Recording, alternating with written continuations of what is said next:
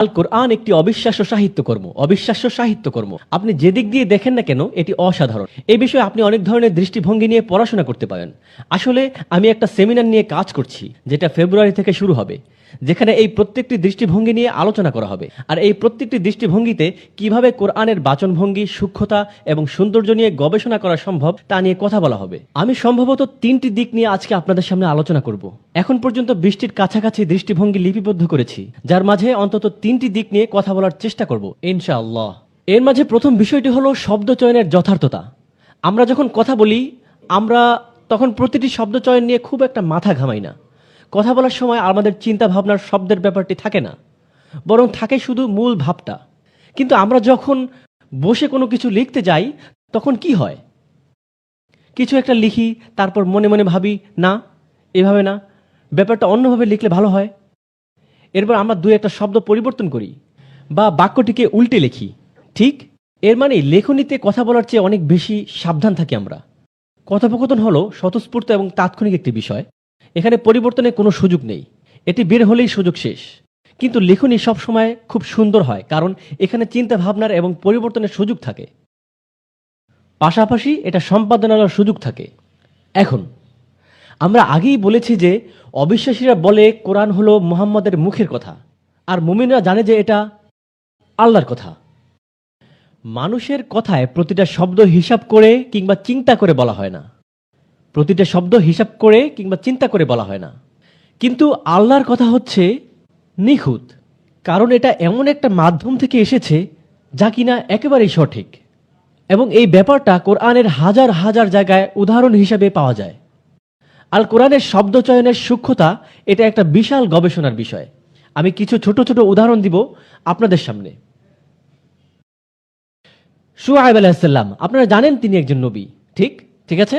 এখন নবী আলাইহিসসালাম হিসেবে তার নাম কোরআনে বহুবার এসেছে।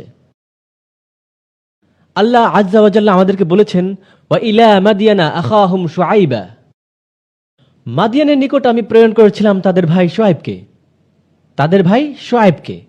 এখন আমি আপনাদেরকে বলতে চাচ্ছি, তা হলো কোন জাতির কাছে শুআয়ব আলাইহিস সালামকে প্রেরণ করা হয়েছিল? মাদিয়ান, ঠিক।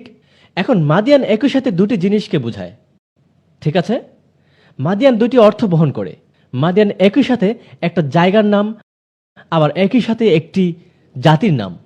ওই জাতিটিকে মাদিয়ান বলা হয়, আবার তাদের জায়গাকেও মাদিয়ান বলা হয়। সূরাতুশ শুআরার 26তম সূরা। আল্লাহ তাআলা আমাদের বিভিন্ন নবী রাসূলদের ঘটনা বর্ণনা করেছেন। তিনি বলেন, ইয ক্বালা আখুহুম লূতুন, ইয ক্বালা আখুহুম সালিহুন, ইয ক্বালা আখুহুম হুদুন, ইয ক্বালা আখুহুম নূহুন। যখন তাদের ভাই নূহ তাদেরকে বলল, তার জাতিকে বলল। পরবর্তী ঘটনা আরেক নবীর দিকে যায়। যখন তাদের ভাই সালেহ তাদেরকে বলল, তার জাতিকে বলল। তারপর আসে হুদ, যখন তাদের ভাই হুদ তাদেরকে বলল। তারপর তাদের ভাই সালেহ, নূহ, হুদ আলাইহিসসালাম এবং লূত, 4 জনের বেলা বলা হলো তাদের ভাই। পঞ্চম স্থানে শুআয়ব। আল্লাহ বলেন, যখন শুআয়ব তাদেরকে বলল, এখানে তিনি শুধু বললেন ইয ক্বালা লাহুম শুআয়বুন, যখন শুআয়ব তাদেরকে বলল। একই সূরায় আগের সব নবীদের সাথে কি বলা হয়েছিল? তাদের ভাই নূহ, তাদের ভাই সালেহ, তাদের ভাই লূত, তাদের ভাই হুদ। কিন্তু যখন শুআয়ব আলাইহিস সালামের কথা বলা হলো, শুধু শুআয়ব, এখানে ভাই নাই। আরো মজার ব্যাপার হলো, কোরআনের অন্যান্য জায়গায় আল্লাহ বলেন ওয়া ইলা মাদিয়ানা, আগে যেভাবে বলা হয়েছে ওয়া ইলা মাদিয়ানা আখাহুম শুআইবা, মাদিয়ানের কাছে বিশেষভাবে আমি তাদের ভাই শুআয়ব আলাইহিস সালামকে প্রেরণ করেছিলাম। যে সূরায় সবাইকে নিজ জাতির ভাই হিসেবে বলা হচ্ছে, তখন স্বাভাবিকভাবে শুআয়ব আলাইহিস সালামের ব্যাপারে আমরা কি দেখব বলে আশা করা উচিত? তাদের ভাই। কিন্তু ভাই শব্দটি এখানে বাদ দেয়া হলো, শুধু তার বেলাতেই বাদ দেয়া হলো, আর বাকি সবার বেলা থাকলো। আরো মজার ব্যাপার হলো, এর একটু আগেই মনে আছে যে জাতির কাছে তাকে পাঠানো হয়েছিল, তার নাম ছিল মাদিয়ান। তাদের আরেকটা নাম ছিল আসহাবুল আইকা। এটা একটু বড় নাম। আসহাবুল আইকা মানে হলো আল আইকার জাতি। আইকা হলো একটি বিশাল গাছ, যেটা তারা পূজা করত। সেই গাছটার নাম হলো আইকা, তাই তাদেরকে এই ধর্মীয় নামে ডাকা হতো। তাদের ধর্মীয় পরিচয় হলো আল আইকার জাতি। ঘটনা হলো, তিনি মাদিয়ানেই জন্মগ্রহণ করেছিলেন, যেটা মাদিয়ান শহরের ভিতরেই অবস্থিত এবং মাদিয়ান জাতির তত্ত্বাবধানেই ছিল। ঠিক আরবদের একটা অংশ, তার মানে জাতিগত এবং স্থানগত দুদিক থেকেই তিনি তাদের ভাই। তাই আল্লাহ তাআলা বলেন, আমি তাদের কাছে পাঠিয়েছিলাম তাদের ভাই শুআয়বকে। কিন্তু যখন আল্লাহ তাআলা তাদেরকে মাদিয়ানের জাতি না বলে আল আইকার সেই গাছের পরিচয় বর্ণনা করছেন, তার মানে আল্লাহ তাআলা তখন তাদের ধর্মের ব্যাপারে কথা বলছেন।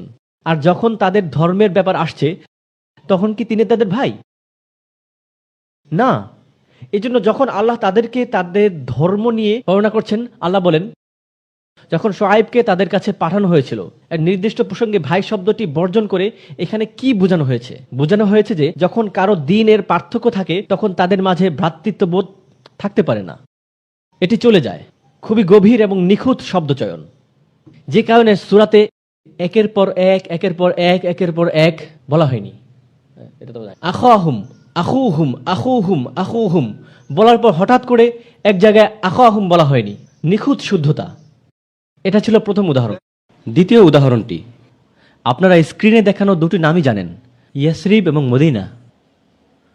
দুটোই কি একই শহরের নাম? অবশ্যই। কোরআন মদিনা শহরের কথা বলার সময় মদিনা শব্দটি বহুবার ব্যবহার করেছেন। স্ক্রিনে আপনাদের জন্য অন্তত সেরকম 3টি আয়াত দেখানো হয়েছে, কিন্তু কোরআন মাত্র একবার ইয়াসরিব শব্দটি ব্যবহার করেছে, শুধুমাত্র সূরা আহজাবে। ব্যাস, কোরআনের অন্য কোথাও ইয়াসরিব শব্দটি ব্যবহার করা হয়নি। দুটোই কিন্তু মদিনাዊ নাম। আপনি আপনার পয়েন্ট অফ ভিউ থেকে বলতে পারেন যে হেই, দুইটা তো একই জিনিস, তাহলে কেন আমি মদিনার বদলে ইয়াসরিব লিখতে পারি না? অথবা কেন মদিনা না বলে ইয়াসরিব বলি না? তোমরা বারবার বলো কোরআনের শব্দচয়ন পুরোপুরি পারফেক্ট। তোমরা তো জানোই ইয়াসরিব আর মদিনা একই জিনিস, তাহলে কেন ইয়াসরিবের বদলে মদিনা কিংবা মদিনার বদলে ইয়াসরিব ব্যবহার করা যাবে না? এই সামান্য পরিবর্তনে কি আসে যায়? এই প্রশ্নের উত্তর দিতে গেলে আমাদেরকে ইতিহাসের দিকে তাকাতে হবে। রাসূল সাল্লাল্লাহু আলাইহি ওয়াসাল্লাম মদিনা আসার আগে মদিনার নাম কি ছিল? ইয়াসরিব। রাসূল সাল্লাল্লাহু আলাইহি ওয়াসাল্লাম আসার পর তাকে যখন সবাই এক বাক্যে নেতা বলে ঘোষণা দিল, তখন শহরটার নাম হলো মদিনাতুন নবী বা নবীর শহর।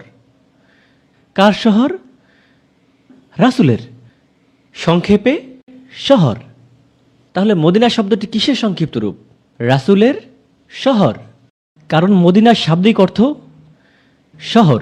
অতএব মদিনার আসল নাম হচ্ছে মদিনা, এটা হচ্ছে ডাকনাম। আসল নাম হচ্ছে ইয়াসরিব। অথবা আপনারা এভাবেই ভাবতে পারেন যে রাসূল সাল্লাল্লাহু আলাইহি ওয়াসাল্লাম আসার আগে শহরটির নাম ছিল ইয়াসরিব, আর উনি আসার পর এখন তার নাম মদিনা। মজার ব্যাপার হলো সূরাতুল আহজাব সূরা নম্বর 33 ব্যবহার করেছে মদিনা এবং ইয়াসরিব একই সূরাতে। সবচাইতে মজার বিষয় হলো সূরাতুল আহজাব হচ্ছে একটি মাদানী সূরা। মাদানী সূরার ব্যাপারে আমরা কি জানি? রাসূল সাল্লাল্লাহু আলাইহি ওয়াসাল্লাম সে সময় কোথায় ছিলেন? মদিনাতে। তাহলে তখন শহরটাকে কি বলা হতো? মদিনা। কিন্তু এখানে আমরা ইয়াসরিব শব্দটি দেখতে পাচ্ছি। ধাঁধাটা ধরতে পারছেন না তো? ব্যাপারটা হলো মদিনা শব্দটি মাদিনাতুন নবী বা নবীর শহর এর সংক্ষিপ্ত রূপ। যখন মদিনাকে শত্রুরা চারপাশ থেকে ঘিরে ফেলল, তখন কিছু ইয়াহুদি গোত্র একত্র হলো। তারা এসে উহুদ যুদ্ধের পরাজয়ের পর কুরাইশদের বুঝালো মদিনার দিকে দল বেঁধে আবার আসতে। তারা ছোট ছোট গোত্রগুলোর সাথে জোট বেঁধে বিশাল এক সেনাবাহিনী তৈরি করে মদিনাকে চারদিক থেকে ঘিরে ফেলল। মদিনার শহরটি 1 সপ্তাহ ধরে অবরুদ্ধ ছিল। অবস্থা আরো খারাপের দিকে গেল ভিতরে থাকা কিছু মানুষের জন্য। ভিতরে থাকা মানুষগুলো ছিল মুসলিম, তারা ছিল মুসলিম, কিন্তু কিছু লোক ছিল যারা নামেই মাত্র মুসলমান ছিল। প্রকৃতপক্ষে তাদের মধ্যে কোনো ঈমান ছিল না। তাদেরকে কি বলা হয়? মুনাফিক বা ভণ্ড। এখন রাসূল সাল্লাল্লাহু আলাইহি ওয়াসাল্লাম আসার পূর্বে কিছু মুনাফিক যারা কিনা এই গোত্রের নেতা ছিল, তারা কোন শহরের নেতা ছিল? তারা ইয়াসরিবের নেতা ছিল। রাসূল সাল্লাল্লাহু আলাইহি ওয়াসাল্লাম আসার পর তারা তাদের নেতৃত্ব ছেড়ে দিতে বাধ্য হয়েছিল, কারণ স্বভাবতই মুসলিমদের নেতা কে? মুহাম্মদ সাল্লাল্লাহু আলাইহি ওয়াসাল্লাম। এখন যখন মদিনাকে কাফেররা চারদিক থেকে ঘিরে ফেলেছে, তখন তারা এটা সুযোগ নিয়ে বলল, দেখো সবাই, মুহাম্মদের নেতৃত্ব আমাদের কোথায় নিয়ে এসেছে। এখন তারা বলল, ওয়াকাল ইয়া আহলা ইয়াসরিব লা মুকামা লাকুম। তার মানে হলো, হে ইয়াসরিবের লোকজন, তোমাদের যাওয়ার আর কোনো জায়গা বাকি নেই। ফারজিউ, চলো আমরা ফিরে যাই। কিসে ফিরে যাই? শহরটাকে আবার ইয়াসরিব করে ফেলি। রাসূল সাল্লাল্লাহু আলাইহি ওয়াসাল্লাম নেতৃত্বে আসার আগে যেমনটা ছিল ঠিক তেমনটাই। আপনারা কি বুঝতে পারছেন যে ইয়াসরিব শব্দটি ব্যবহার করে তারা কি প্রকাশ করলো? কারণ যদি তারা রাসূল সাল্লাল্লাহু আলাইহি ওয়াসাল্লামকে তাদের নেতা বলে আসলেই মেনে নিত, তাহলে তারা কোন শব্দটা ব্যবহার করত? মদিনা। তাই শুধুমাত্র এই শব্দটা ব্যবহার করে আল্লাহ সেই শব্দটা ধরেছেন, কোরআন সেটাকে প্রকাশ করেছেন, এবং আমরা সেখান থেকে তাদের আসল উদ্দেশ্য কি সেটা বুঝতে পারি, যেটা হলো একদিন শহরটা আবার ইয়াসরিব হয়ে যাবে, মদিনা আর থাকবে না। এই ব্যাপারটা আরো স্পষ্ট এবং আরো পরিষ্কার হয় যখন আমরা অন্য আরেকটি সূরা যাই, সূরাতুল মুনাফিকুন। সেই সূরাতে কাদের কথা বলা হয়েছে? মুনাফিকদের। মুনাফিকদের নিয়ে সূরাটা অনেক ইন্টারেস্টিং। সূরাটা শুরু হয়েছিল মুনাফিকদের রাসূল সাল্লাল্লাহু আলাইহি ওয়াসাল্লামের প্রতি আনুগত্য প্রকাশ দিয়ে। মুনাফিকরা তাদের স্বভাব থেকে সরে গিয়ে রাসূল সাল্লাল্লাহু আলাইহি ওয়াসাল্লামের প্রতি আনুগত্য দেখানোর জন্য বলতো, ইযা জাআকাল মুনাফিকুন ক্বালু ইন্নাকা লা রাসূলুল্লাহ। মুনাফিকরা যখন আপনার কাছে আসে তখন তারা বলে, আমরা সাক্ষ্য দিচ্ছি, কোনো সন্দেহ নাই নিশ্চিতভাবে আপনি আল্লাহর রাসূল। মুসলমানদের রাসূলকে প্রতিবার এটা বলতে হতো না, শুধুমাত্র মুসলমান হওয়ার সময় বললেই হতো, তাই না? যখন সে ইসলাম গ্রহণ করে শুধু তখন সেটা বলা দরকার, আর বাকি সময়গুলোতে দরকার নেই। কিছু লুকাতে গেলে বাচ্চারা যেরকম বলে আমি কিছু করিনি, তখন আপনি প্রশ্ন করবেন, তখন আপনি বলবেন তুমি কি করনি। ঠিক, এটা আসলে অপরাধ বোধ থেকে বলা। তাদের অপরাধী বিবেক তাদেরকে বারবার বলতে বাধ্য করে, আমরা আসলেই বিশ্বাস করি যে আপনি আল্লাহর রাসূল। তারা রাসূলের প্রতি আনুগত্য দেখানোর জন্য বলেছে, লা ইর রাজা'না ইলাল মাদিনা লা ইখরিজান্নাল আ'আজ্জু মিনাল আজাল।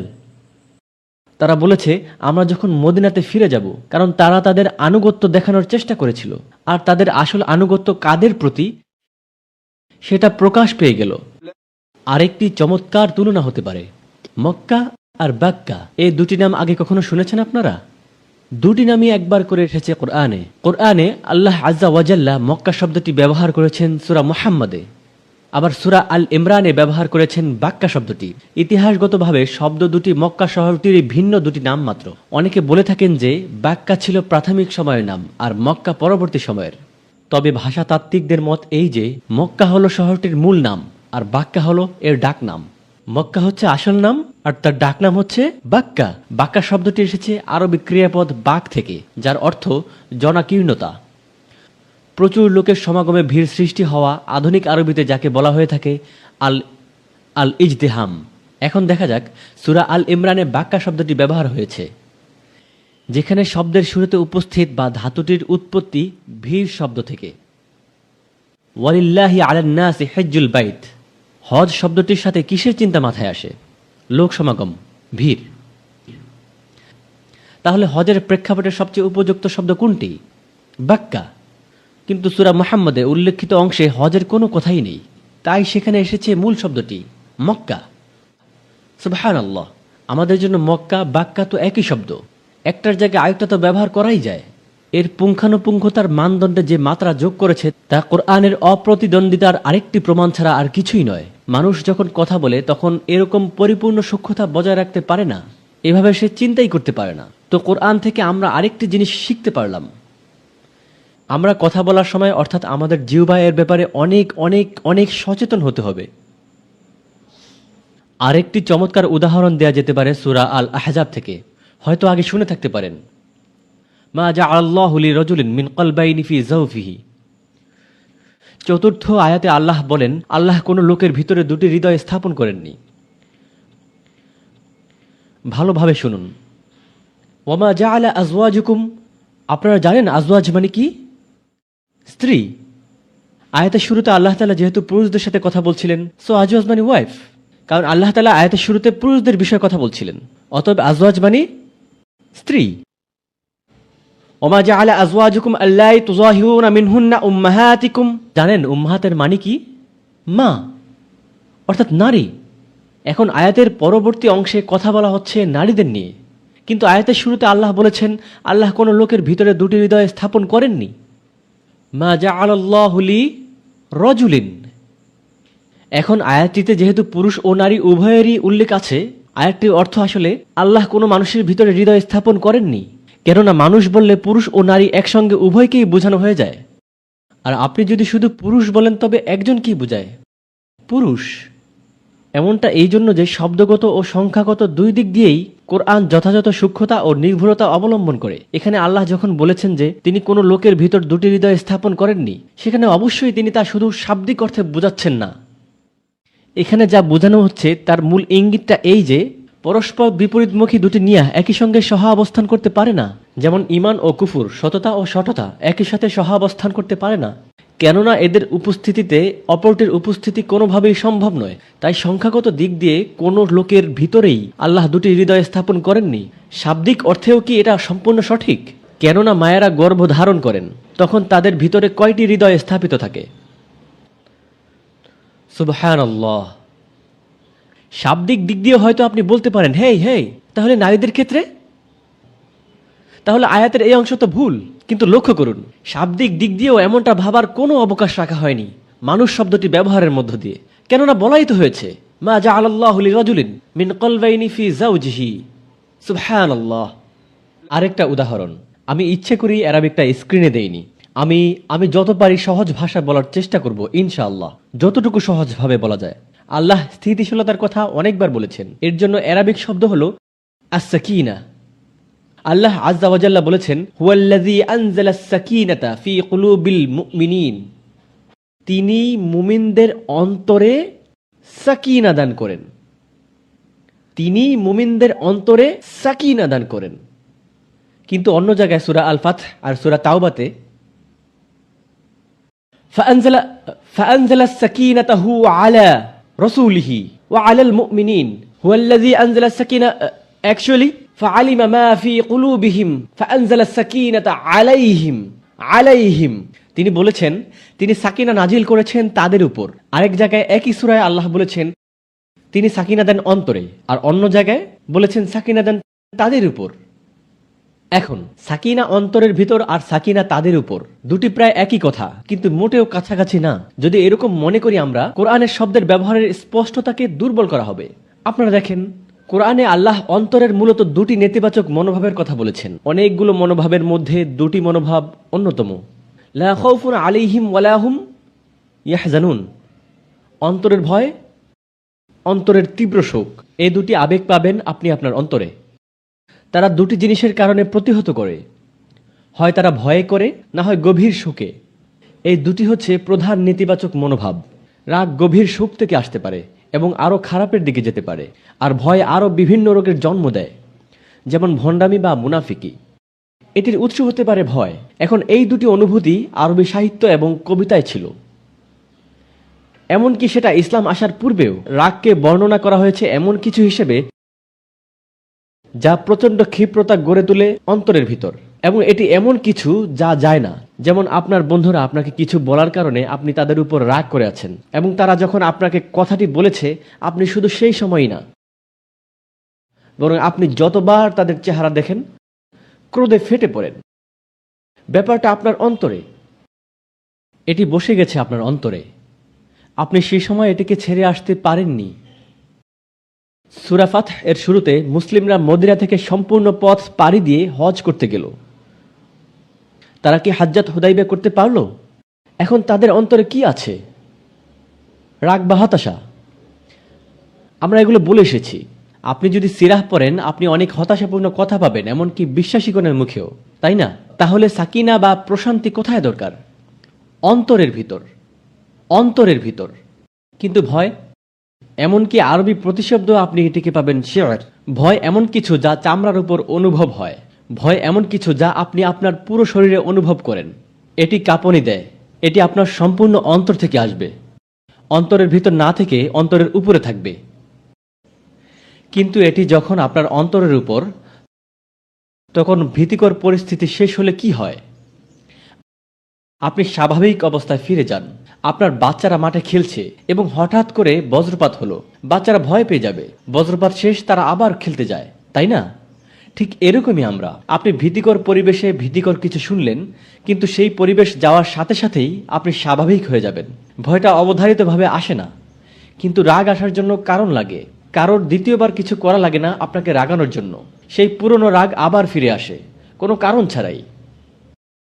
আপনারা বুঝতে পারছেন? এখন অন্তরের রাগ বা ভয়কে পরাজিত করতে আপনাকে কি নিয়ে আসতে হবে? প্রশান্তি। তাহলে এসব অবস্থায় যখন সাকিনাকে আল্লাহর সাথে উল্লেখ করা হলো, সাকিনা তাদের উপর পাঠানো হলো, যেমনটা হয়েছিল রাসূল সাল্লাল্লাহু আলাইহি ওয়াসাল্লাম আবু বকর সিদ্দিক রাদিয়াল্লাহু তাআলা আনহুর সাথে গুহায় ছিলেন এবং অনুসন্ধানী দল তাদের খুঁজছিল হত্যা করার জন্য। এই অবস্থাটি কিসের ছিল? এই অবস্থাটি ছিল ভয়ের। তাই আল্লাহ তাদের উপর সাকিনা পাঠালেন, তাদের উপর। আপনারা জানেন সূরা ফাতহের শেষে যখন কাফেররা একত্র হলো, তারা একত্র হলো এই দলীয় মনোভাব নিয়ে, যাতে তারা একটি দল বানাতে পারে মুসলিমদের বিরুদ্ধে যুদ্ধ করতে। এটি খুবই ভীতিকর পরিস্থিতি ছিল মুসলিমদের জন্য, কারণ অস্ত্র খুবই কম ছিল। আল্লাহ তাদের উপর সাকিনা পাঠালেন।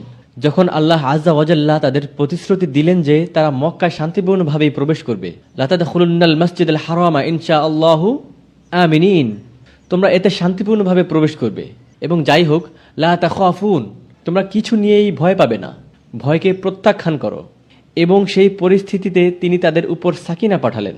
আপনি যদি এটি এমনি উদ্দেশ্যহীনভাবে পড়েন, আপনি বলবেন আরে এটা তো একই কথা। কিন্তু আপনি যদি যথাযথভাবে শব্দের গভীরতার দিকে তাকান এবং অব্যয়গুলোর ভিতর থেকে উপরের দিকেও খেয়াল করেন, এগুলো শুধুমাত্র অব্যয়, এমনকি সেটা অবিশ্বাস্যভাবেও সঠিক। এবার যে উদাহরণটা দিব সেটা আমার অনেক পছন্দের। যালিকাল কিতাবু আয়াতটির পরবর্তী অংশটি কি? লা রাইবা ফি। অনেকেই এই আয়াতটা জানেন, ঠিক তো? এখন কেউ কি বলতে পারবেন যালিকা কথাটির মানে কি? মানে হচ্ছে ওই। যালিকাল কিতাব মানে হলো ওই বইটি। এখন খেয়াল করুন, আমি যদি ওই এর পরিবর্তে এই বলি, তাহলে কোন কথাটির দ্বারা বেশি কাছে বোঝায়? কোনটির দ্বারা বেশি কাছে বোঝায়, এই বইটি নাকি ওই বইটি? অবশ্যই এই বইটি। ওই বইটি বললে দূরে বোঝায়, কারণ যালিকা শব্দটি ওই বা দূরবর্তী কিছুকে নির্দেশ করছে। কিন্তু কাছের কোনো জিনিসের জন্য আমরা ওই ব্যবহার করব না, বরং ব্যবহার করব এই। কোরআনের একটি কৌতূহলী দিক হচ্ছে, কোরআনে ওই বইটি কথাটি বেশ কয়েকবার আসলেও ওই কোরআন কথাটি কোনোবারই না এসে বরং বহু ক্ষেত্রে এসেছে এই কোরআন। সুতরাং আল্লাহ যখনই বই শব্দটি উল্লেখ করছেন, অবশ্যই তিনি কোরআনের কথা বলছেন, ঠিক? কিন্তু তিনি দূরবর্তী কিছুকে নির্দেশ করছেন। আর তিনি যখন কোরআন শব্দটি উল্লেখ করছেন, তখন তিনি কি করছেন? কাছের কিছুকে নির্দেশ করছেন। আমরা তৃতীয় তুলনাটি নিয়ে শেষে কথা বলবো। ওই বইটি বনাম এই কোরআন। লক্ষ্য করুন, বই শব্দটির আরবি হলো কিতাব, এর আসলটা হলো কাতাবা ইয়াকতুবু। কোনো কিছু লেখার অর্থ থেকে কিতাব শব্দটি এসেছে। কিতাব শব্দটির মূল অর্থ হলো কোনো কিছু লেখার মাধ্যমে তা সংরক্ষণ করে রাখা, অর্থাৎ লিখে রাখা। বলুন তো, কোরআন কোথায় লিখে রাখা হয়েছে? যখন কোরআন নাজিল হচ্ছিল, সাথে সাথেই কি তা লিখে রাখা হচ্ছিল? হ্যাঁ, মোটেই না। কোরআন নাজিলের সময় সম্পূর্ণ লিখিত অবস্থা এটা কার কাছে সংরক্ষণ করা ছিল? আল্লাহর কাছে। তাহলে আসল বইটির উপস্থিতি কোথায়? কাছে নাকি দূরে? দূরে। তাহলে দেখা যাচ্ছে যে বই শব্দটির সাথে ওই কথাটি সবচেয়ে নির্ভুলভাবে যাচ্ছে, কারণ বইয়ের মূল আরবি শব্দের সাথে সম্পর্কযুক্ত হচ্ছে লিখে রাখার ব্যাপারটি। কোরআন শব্দটি এসেছে করাআ ইয়াকরাউ থেকে। কোরআনের শাব্দিক উৎপত্তিগত উৎস কারাআ বা ইয়াকরাউ, যার অর্থ পড়া বা আবৃত্তি করা। কোরআন কোথায় পড়া হয়? এখানে। তাহলে কোন কথাটি বেশি যুক্তিযুক্ত? এখানে। সুবহানাল্লাহ। এখন দেখুন, এক জায়গায় আল্লাহ বলেছেন হাযা কিতাবুন, এটি হলো সেই কিতাব। এখন আপনি বলতে পারেন আহা, তাহলে এতক্ষণ যে ব্যাখ্যা দাঁড় করালাম তা তো ভুল, কারণ কোন শব্দটি এসেছে? এই শব্দটি। কিন্তু এরপর আল্লাহ কি বলেছেন? হাযা কিতাবুন আনজালনাহু, আমরা একে অবতীর্ণ করলাম। এই সেই বই যা আমরা অবতীর্ণ করলাম। যদিও তিনি এই শব্দটি ব্যবহার করেছেন, কিন্তু সাথে সাথে তিনি কি যুক্ত করেছেন? এটা এখান থেকে আসেনি, এসেছে ওখান থেকে। কারণ যখন আপনি এই কথাটি ব্যবহার করছেন, তখন এর মানে কি দাঁড়ায়? কি অর্থ তৈরি হয় এর থেকে? এর মানে এর উৎপত্তি এখানে, এখানে কোথাও। এখন আপনি হয়তো এর অর্থ এভাবে সম্প্রসারণ করতে পারেন, এখানে বলা হচ্ছে এই বই, তার মানে বইটি আছে এখানে কোথাও। এমনকি এখানেও অন্যথায় ভাববার সেই সামান্য সম্ভাবনাটুকু আল্লাহ আজ্জা ওয়া জাল্লা নস্যাৎ করে দিচ্ছেন এই সেই বই কথাটি ব্যবহারের মধ্য দিয়ে। সুবহানাল্লাহ। আরেকটি গুরুত্বপূর্ণ উদাহরণ ইনশাআল্লাহু তাআলা। দুটি আয়াত সূরা বাকারা এবং সূরা ইব্রাহিমের। এটি ইব্রাহিম আলাইহিস সালামের আল্লাহর কাছে করা দোয়া। সূরা বাকারাতে এসেছে রব্বি জাআল হাযা বালাদান আমিনা, হে আমার প্রভু পরিণত করুন একে এক শান্তিময় শহরে, একে এক শান্তিময় শহরে। রব্বি জাআল হাযাল বালাদা আমিনা, হে আমার প্রভু শান্তিময় করুন এই শহরকে। বাংলায় অনুবাদ করলে দুটি আয়াতের অর্থ প্রায় একই দাঁড়ায়। পরিণত করুন একে এক শান্তিময় শহরে বনাম কি? শান্তিময় করুন এই শহরকে। আপনি হয়তো মনে করতে পারেন দুটি মূলত একই দোয়া। এমনকি আরবিতেও পার্থক্য শুধু একটি আলিফ লামের ব্যবহারে। হাযা বালাদান আমিনা আর হাযাল বালাদা আমিনা, খুবই সামান্য পার্থক্য। মক্কা শহর হওয়ার আগে, কারণ এখানে শহরটির নাম কি? মক্কা, তাই তো? আপনারা সবাই জানেন মক্কা শহরটি হওয়ার আগে ইব্রাহিম আলাইহিসসালাম দোয়া করেছিলেন যে একে একটি শহরে পরিণত করুন এবং এটিকে একটি শান্তিময় শহরে পরিণত করুন। অর্থাৎ প্রথম দোয়াটি ছিল রব্বি জাআল হাযা বালাদান আমিনান। কখন? যখন পর্যন্ত এটিকে তিনি একটি শহরে পরিণত অবস্থায় দেখেননি, তখন তার দোয়াটি ছিল এটিকে একটি শহরে পরিণত করুন যা হবে শান্তিময়। এরপর যখন ইব্রাহিম আলাইহিসসালাম ফিরে আসলেন এই শহরে, তখন কিন্তু ইতিমধ্যেই এটা একটা শহরে পরিণত হয়ে গেছে। আর কি বলে দোয়া করলেন তখন? এই শহরকে শান্তিময় করুন, কেননা ইতিমধ্যেও এটি একটি শহরে পরিণত হয়ে গেছে। সুবহানাল্লাহ, এটা শব্দের খুবই খুবই সূক্ষ্ম ব্যবহার। এখন আমি আপনাদের সাথে এই দোয়ার অন্যান্য দিকগুলো নিয়ে আলোচনা করতে চাই। এই দোয়ার অন্যান্য দিকগুলো কি? রব্বি জাআল হাযা বালাদান আমিনা, হে আমার প্রভু পরিণত করুন একে এক শান্তিময় শহরে। একটি শহরকে শান্তিময় করতে কি কি প্রয়োজন? শুধু শান্তি কি একটি শহরকে শান্তিময় করতে যথেষ্ট? না। নিরাপত্তার কোনো ঘাটতি না থাকলেও আপনি যদি অর্থ উপার্জন করতে না পারেন, তাহলে সেই শহর টিকে থাকবে না, কারণ মানুষ সেখানে টিকে থাকতে পারছে না। তাই ইব্রাহিম আলাইহিসসালামের প্রথম দোয়াটি ছিল আল্লাহ যেন এই জনপদকে একটি সুস্থ ও সমৃদ্ধ শহরের গোড়াপত্তন করেন। তাই তিনি বললেন রব্বি জাআল হাযা বালাদান আমিনা ওয়ারযুক আহলাহু মিনাস সামারাত, এই জনপদের লোকদেরকে সর্বপ্রথম ফলমূল সরবরাহ করুন যেন তাদের জন্য উত্তম দেখভাল নিশ্চিত হয়। অর্থাৎ তিনি শহরের শান্তি ও সমৃদ্ধি দুটির জন্য দোয়া করেছেন। আপনার শান্তি ও সমৃদ্ধি কথার অর্থ তো বুঝেন নিশ্চয়ই। রাষ্ট্রনীতির একটি মৌলিক স্বীকার্য হলো সমাজে শান্তি থাকলেও যদি সমৃদ্ধি না থাকে তবে তা অকার্যকর সমাজে পরিণত হয়। আর একইভাবে সমাজে সমৃদ্ধি থাকলেও যদি শান্তি না থাকে তাহলে সমাজ অকার্যকর হয়ে পড়ে। তাহলে সমাজ ব্যবস্থা চলমান রাখতে কি প্রয়োজন? আর তাই কোরআনের শেষের দিকে সূরা কুরাইশে পাওয়া যায় লিইলাফি কুরাইশ, তাই না? এই সূরা শহরের সমৃদ্ধি নিয়ে কথা বলা হয়েছে। আবার সূরা ফিলে এসেছে আলাম তারা কাইফা ফাআলা রাব্বুকা বিআসহাবিল ফিল। সূরা ফিলে কিসের আলোচনা করা হয়েছে? শহরের নিরাপত্তা নিয়ে। সূরা দুটি একে অপরের সম্পূরক হিসেবে কাজ করছে।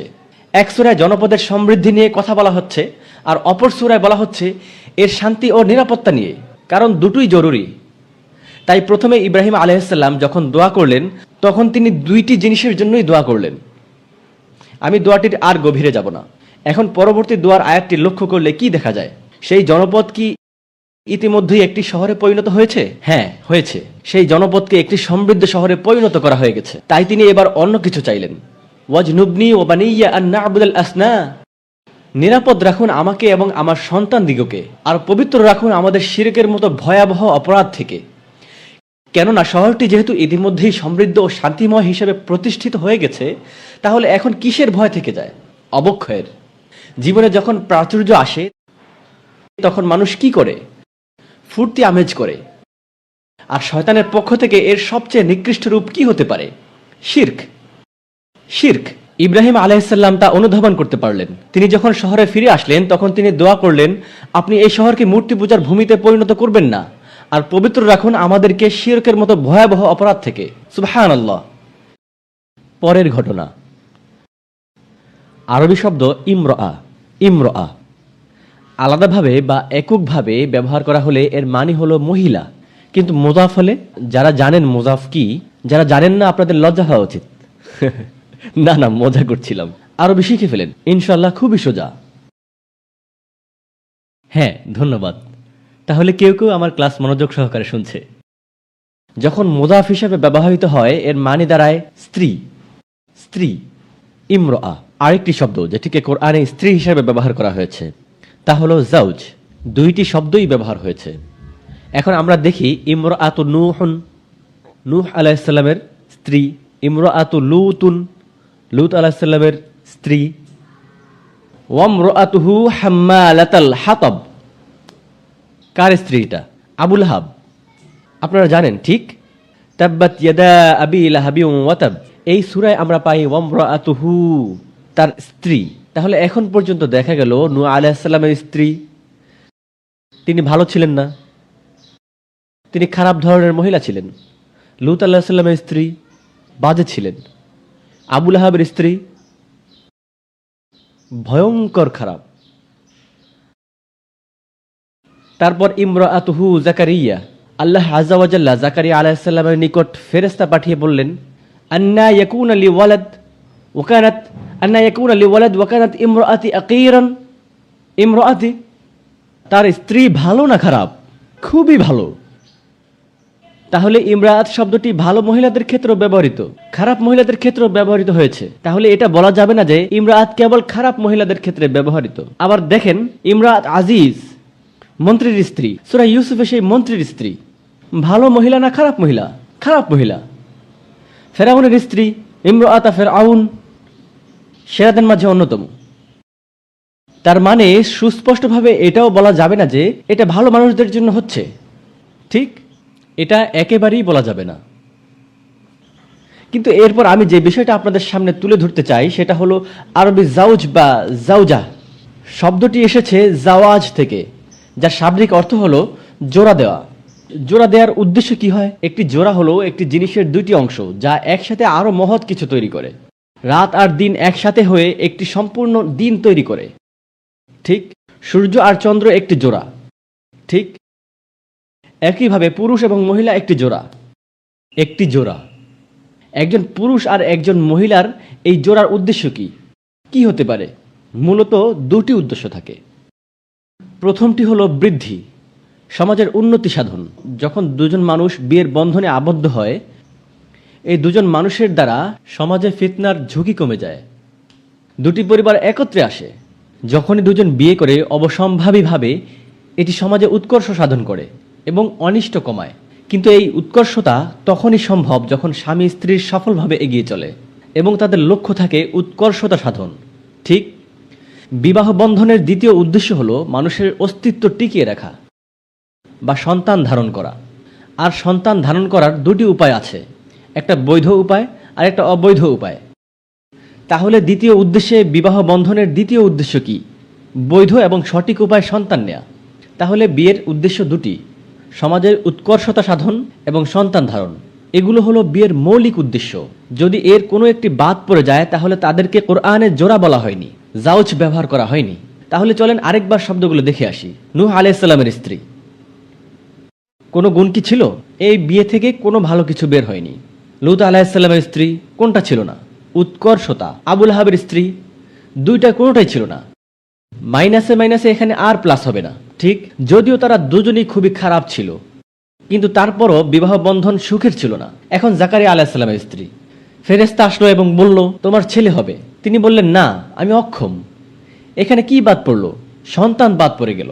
ইব্রাহিম আলাইহিস সালামের স্ত্রী হবার আগে ইমরাআতুহু, তার স্ত্রী সন্তান হবার কথা শুনে হাসতে লাগলো। তার মানে সন্তান হওয়ার আগে তিনি ইমরা, সন্তান ধারণের পূর্বে নারী হচ্ছে ইমরা।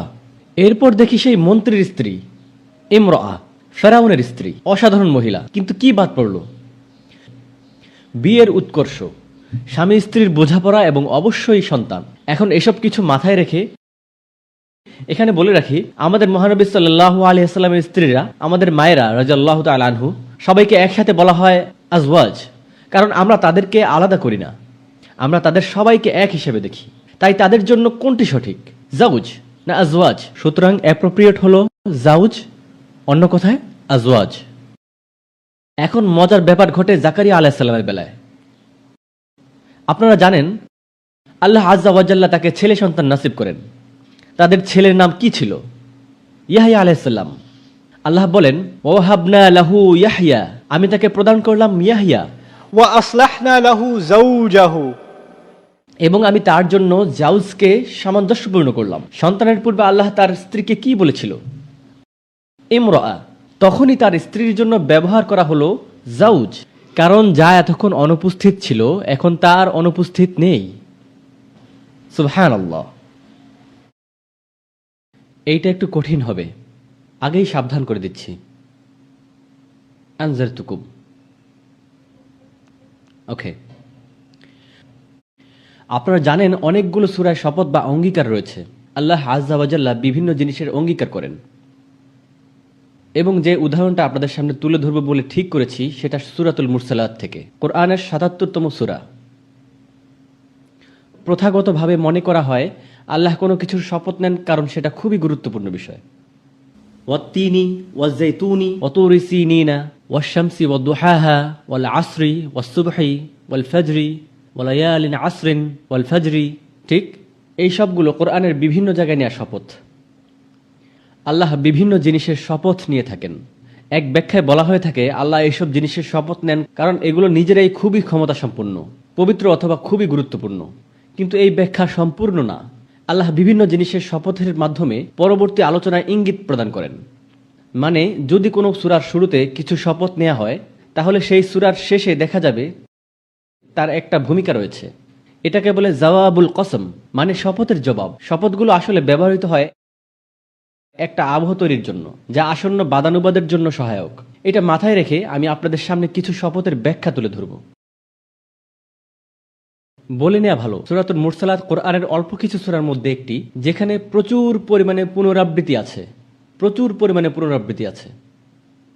একই ধরনের আরেকটি সূরা হলো সূরাতুর রহমান, আমাদের সবার প্রিয়। ফাবি আইয়ি আলাই রাব্বিকুমা তুকাজ্জিবান। সূরা মুরসালাতের পুনরাবৃত্তি হলো ফাওয়াইলুন ইয়াউমা ইযিনিল মুকাজ্জিবিন।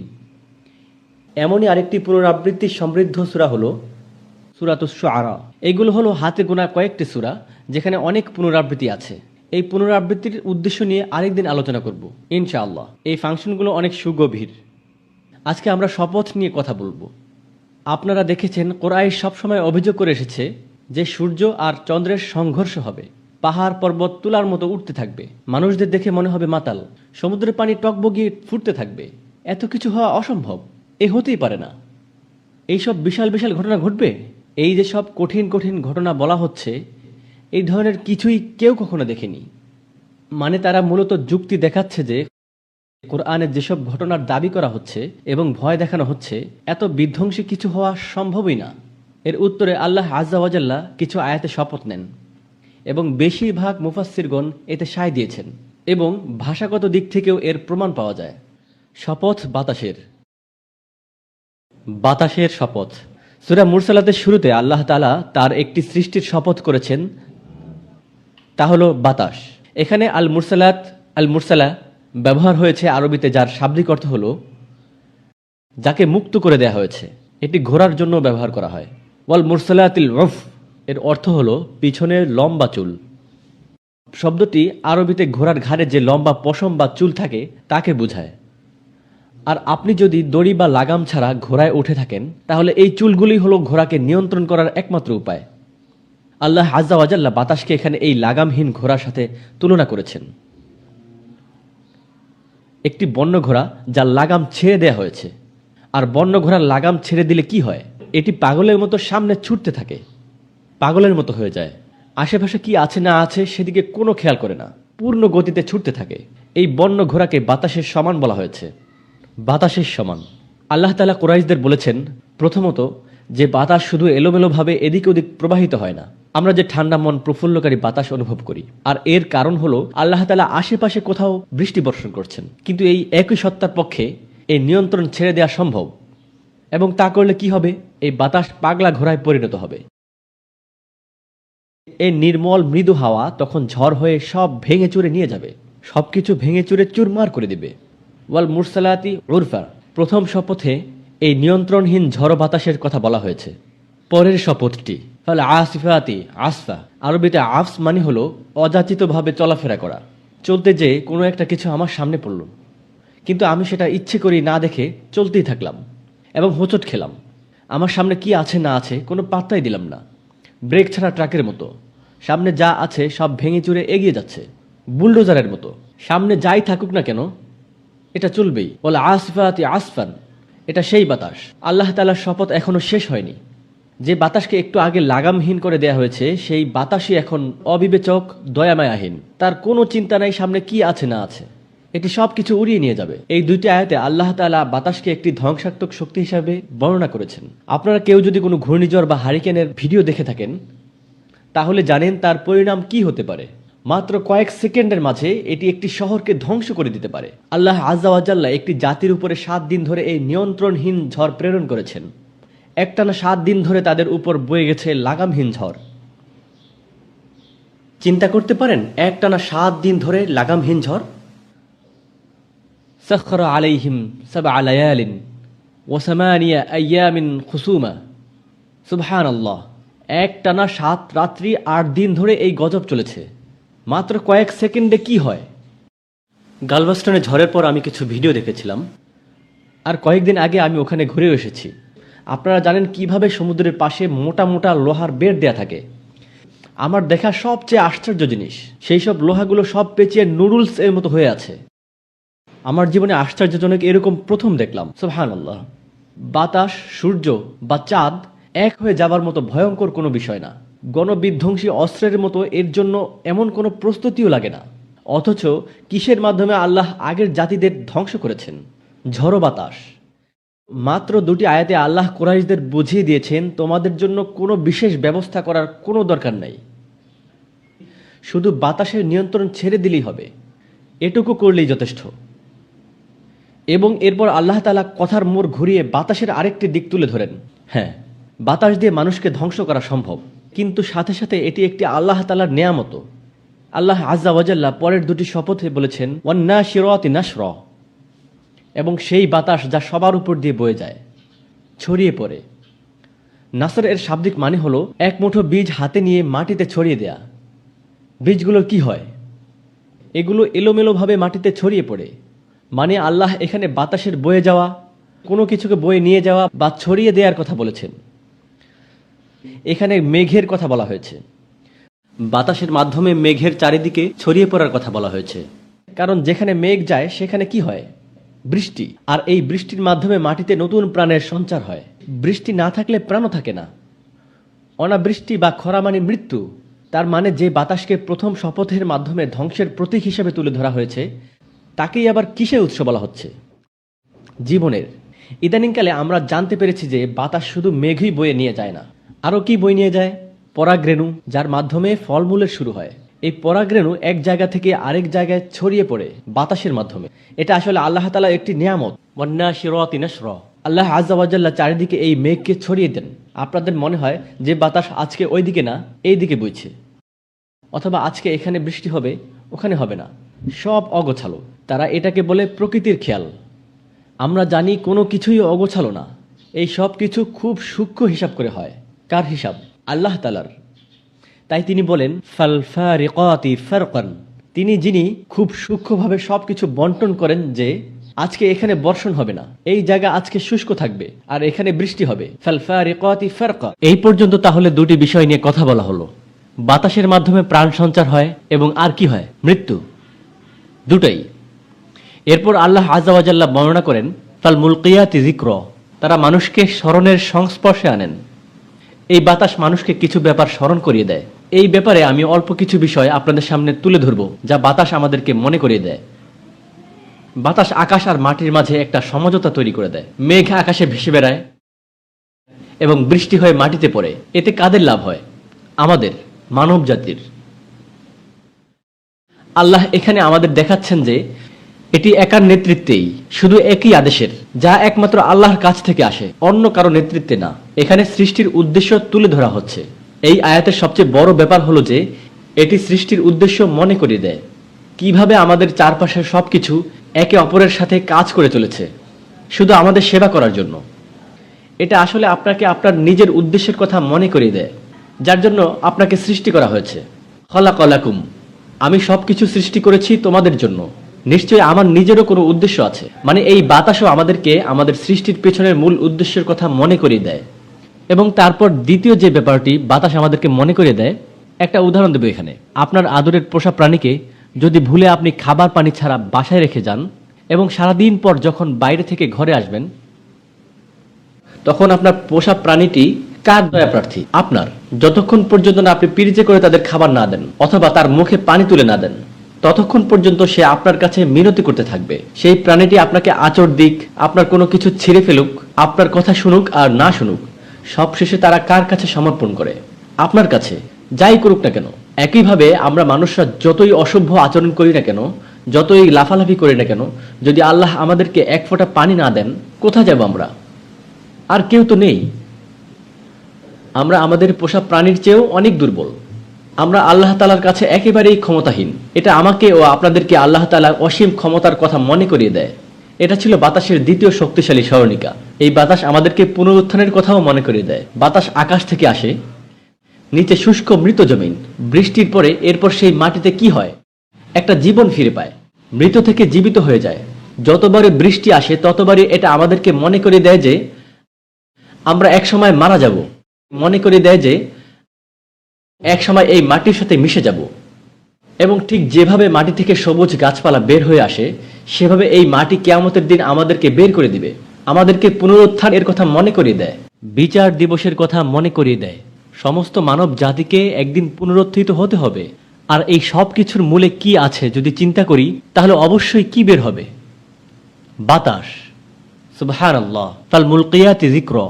এবং এরপর সবার শেষে আমরা বলেছি বাতাস একই সাথে দুটি কাজ করে। এটা একই সাথে ধ্বংসের নিদর্শন, আবার এটি একটি নেয়ামত, যা আমাদের মনে করিয়ে দেয় যে আল্লাহ তাআলা আমাদের জন্য শাস্তি এবং পুরস্কার দুটোরই ব্যবস্থা করেছেন। কিছু জিনিস আছে যার মাধ্যমে করলে আল্লাহ তাআলা শাস্তি দেন, আবার কিছু জিনিসের মাধ্যমে তার রহমত বর্ষিত হয়। এগুলো আমাদের মনে করিয়ে দেয় যে যাতে আমরা সীমা অতিক্রম না করি এবং ভালো কাজ করি। এটা আমাদের আল্লাহর সুনিপন বিচারের কথা স্মরণ করিয়ে দেয় শুধুমাত্র বাতাসের কথা চিন্তা করলেই। যখন আল্লাহ এ ধরনের বাতাস পাঠিয়েছেন এবং এটি নিয়ে এইভাবে চিন্তা ভাবনা করতে বলেছেন, এবং আরবরা তখন এসব তাড়াতাড়ি বুঝতে পেরেছে যে কি বলা হয়েছে। শেষ কিছু আয়াত যা আপনাদের সামনে তুলে ধরতে চাই। উজরান আও নুজরান। মানুষেরা আমরা সবাই এটা খুব ভালো করে বুঝতে পারবো, পৃথিবীতে দুই ধরনের মানুষ আছে। এমন মানুষ যারা এসব স্মরণ করবে এবং সাবধান হয়ে যাবে, ঠিক আছে? আরেক ধরনের মানুষ কারা? যাদের এসব গায়ে লাগে না। বাতাস আর এমন কি জিনিস হলো? মানে মানুষের মাঝে যারা এটাকে সতর্ক বাণী হিসাবে নিবে, তাদের কাছে বাতাস একটি সতর্ক সংকেত, নুজরা। এবং মানুষের মাঝে যারা এখন এসব পাত্তা দেয় না, বাতাস তাদের কাছে শাস্তির একটা উপলক্ষ মাত্র। আল্লাহ তাদের কাছে সতর্কতামূলক ইশারা পাঠিয়েছেন, কিন্তু তারা সেটা উপেক্ষা করেছে। তাই বাতাস তাদের জন্য শাস্তি দেওয়ার একটা মাধ্যম হয়ে দাঁড়িয়েছে, স্রষ্টার সৃষ্টির একটি কারণ, একটি হেতু বা একটি উপলক্ষ, যা তাদের বিপক্ষে সাক্ষী দিবে। উজরান আও নুজরান।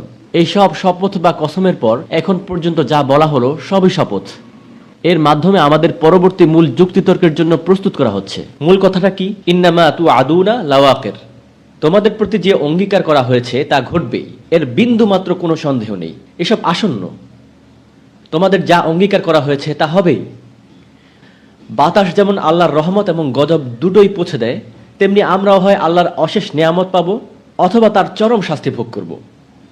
কোরআনে নেয়া শপথগুলো নিজেরাই এক একটা অসাধারণ সাহিত্যকর্ম, প্রত্যেকটাই। যেসব সূরা শপথের মাধ্যমে শুরু হয় সেগুলো আসলেই বিশেষ, সুগভীর এবং গবেষণার দাবিদার, এবং তাদের সবগুলোই একরকমের নয়। এটা একটা জটিলতম বিষয় জানিয়ে ওলামারা গবেষণা করে গেছেন। কোরআনের সংলাপ।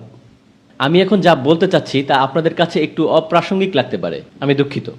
এটা হচ্ছে শিক্ষক হওয়ার একটি ব্যাপার।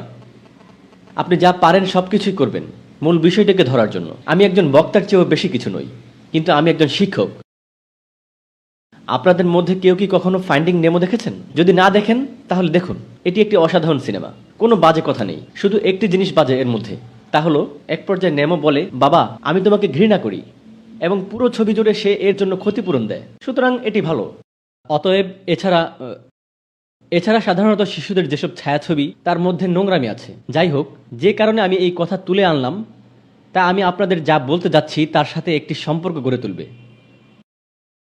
সিনেমাটা একটি দৃশ্য আছে যা আপনাদেরকে মনে করিয়ে দিতে চাই, এবং দৃশ্যটি হলো নেমোর বাবা মার্লিন পুরোপুরি হতাশ। সে বসে আছে ত্রাস নামের একটি কচ্ছপের পিঠে, এবং সে খুবই বিষণ্ণ। অনেকগুলো ছোট কচ্ছপ এসে জিজ্ঞেস করে কি হয়েছে, আর সে বলে আমি এ সম্বন্ধে কিছু বলতে চাই না। এবং এরপর তারা তার কাছ থেকে এই ঘটনাটি জেনেই ছাড়ে। ঠিক? এবং তারা খুবই মনোযোগ দিয়ে শুনে। এখন সিনেমাটি এমনভাবে চিত্রায়িত হয়, মাছটি ঘটনাটি কচ্ছপগুলোকে বলে, কিন্তু তারা তাকে পুরো ঘটনাটি বলতে বলে না। আপনারা জানেন এরপর তারা কি করে? তারা কথাটি থামিয়ে দেয় এবং হঠাৎ করেই কচ্ছপগুলো অন্য মাছের সাথে কথা বলতে থাকে, এবং এরপর সেই মাছগুলো অন্য মাছের সাথে কথা বলতে থাকে। এরপর সেই মাছগুলো অন্য কিছু পাখির সাথে কথা বলতে থাকে, এবং এরপর সেই পাখিগুলো অন্য পাখির সাথে কথা বলতে থাকে। এভাবে কথাগুলো নেমোর কাছে পৌঁছানো পর্যন্ত বারবার সংক্ষিপ্ত হতে থাকে। কিন্তু তারা এভাবে দেখায়নি যে পুরো ঘটনাটি ক খ কে বলেছিল, এরপর খ পুরো ঘটনাটি গ কে বলেছিল। রাইট? তাদের বারবার পুনরাবৃত্তি করে সময় নষ্ট করার প্রয়োজন হয়নি। তারা শুধুমাত্র এক দৃশ্য থেকে অন্য দৃশ্যে প্রতিস্থাপন করেছিল। আপনারা কি জানেন আমি কি ব্যাপারে কথা বলছি? আধুনিক ছবির একটি কৌশল হলো আপনি এক দৃশ্য থেকে এর পরের দৃশ্যে যাবেন এবং এই দুইয়ের মাঝে কি ঘটলো দর্শকরা তা বুঝে নেবে। এই কৌশলটি আধুনিক ছবিতে ব্যবহৃত হয়, কিন্তু প্রকৃতপক্ষে এটি বহুবার কোরআনে ব্যবহৃত হয়েছে। অবস্থার পরিবর্তন, ইলতিফা, এটি কোরআনের খুব প্রভাবশালী বৈশিষ্ট্য। আমি শুধুমাত্র একটি ফাইন্ডিং নেমো থেকে আনলাম, কারণ আমি আশা করি আপনারা এটি দেখেছেন এবং তাই জানেন, কিন্তু আমি একটি উদাহরণ দেখাতে চাই যা ইঙ্গিত করে এই সংলাপকে। ওয়াইজ নাদা রব্বুকা মূসা, যখন আপনার পালনকর্তা মূসাকে ডেকে বললেন, আতিতাল কওমা যালিমিন, পালনকর্তা মূসাকে ডেকে বললেন, তুমি পাপিষ্ঠ সম্প্রদায়ের নিকট যাও। কওমা ফিরআউন, বিশেষত কার সম্প্রদায়? ফেরাউনের। আলা ইয়াত্তাকুন, তাদের কি কোনো সচেতনতা নেই, আল্লাহর ভয় নেই? এখন মূসা আলাইহিস সালাম উত্তর দেন, রব্বি ইন্নী আখাফু আন ইউকাযযিবুন, হে আমার পালনকর্তা, এতে কোনো সন্দেহ নেই যে আমার ভয় হচ্ছে তারা আমার বিরুদ্ধে মিথ্যাচার করবে। এর কয়েক লাইন নিচেই আমরা পাই উনি বলেন, আমার ভয় হচ্ছে যে তারা আমাকে হত্যা করবে। কিন্তু প্রথম কোন ভয়ের কথা তিনি আল্লাহকে বলেন? আমার ভয় হচ্ছে তারা আমার বিরুদ্ধে মিথ্যাচার করবে। এটি আমাদের যা বলে তা গভীর জ্ঞানপূর্ণ। মূসা আলাইহিস সালাম জীবন এবং মৃত্যু নিয়ে পরোয়া করেননি। তিনি তার জীবন ও মৃত্যু নিয়ে চিন্তা করেননি। আল্লাহ তাকে যে দায়িত্ব দিয়েছেন তা নিয়ে তিনি উদ্বিগ্ন ছিলেন। তিনি চাননি আল্লাহ তাকে যে দায়িত্ব দিয়েছেন তাতে কোনো বাধা আসুক, এবং তারা যদি তার বিরুদ্ধে মিথ্যাচার করে তাহলে তিনি তার দায়িত্ব পূরণে সফল হবেন না। তাই তিনি প্রথমে যে ভয়টি আল্লাহর কাছে ব্যক্ত করেন তা হলো, তারা আমার সম্পর্কে ভ্রান্ত ধারণা দেবে, তারা আমার বিরুদ্ধে মিথ্যাচার করবে, তারা আমাকে অসম্মান করবে, আমার বিরুদ্ধে কুৎসা রটাবে। ইন্নী আখাফু আন ইউকাযযিবুন, এমন কিছু যা আল্লাহ তাকে যে কাজ দিয়েছেন তার সাথে সম্পর্কিত। এবং তারপর দ্বিতীয় সমস্যা, ওয়ায়াদিকু সদরি, আমার অন্তর শক্ত হয়ে যায়। মূসা আলাইহিস সালাম তার মেজাজের জন্য পরিচিত ছিলেন। যখন মানুষজন তার সাথে আল্লাহর ব্যাপারে কথা বলতো কিছু আপত্তিকর শব্দ ব্যবহার করে, যেমনটা ফেরাউন করেছিল। যখন কেউ স্পষ্টতই ভুলভাবে বলতো প্রথমে, কিছু মানুষ আছে যারা উত্তরে শান্ত থাকতে পারে, অপরদিকে বাকিরা মেজাজ খারাপ করে ফেলে যখন তারা জঘন্য কিছু শুনে। এবং কিছু মানুষের কাজ হচ্ছে বিতর্কে তারা এমন জঘন্য কিছু বলবে যা এতটাই মেজাজ খারাপ করে দিবে যে আপনি ঠিকভাবে চিন্তা করতে পারবেন না, এবং এরপর আপনি কথা হারিয়ে ফেলবেন।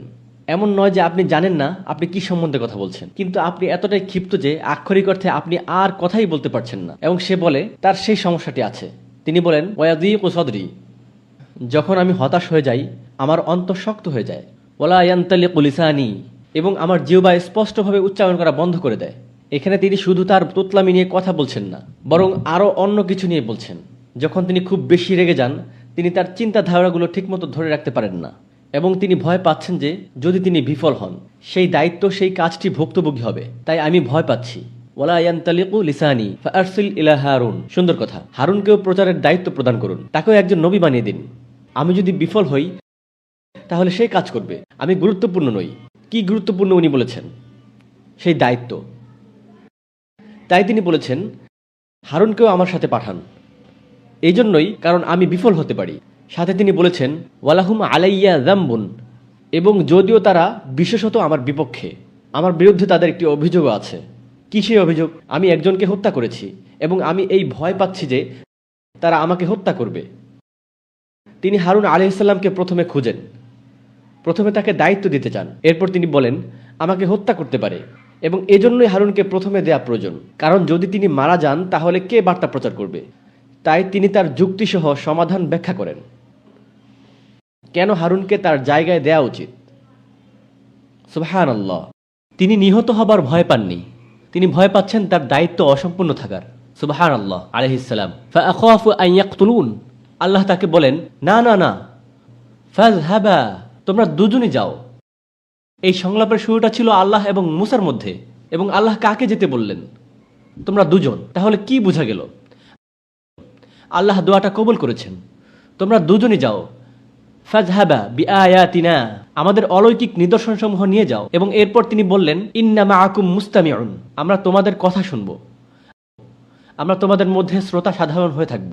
আল্লাহ তার নিজের সম্বন্ধে বলেছেন।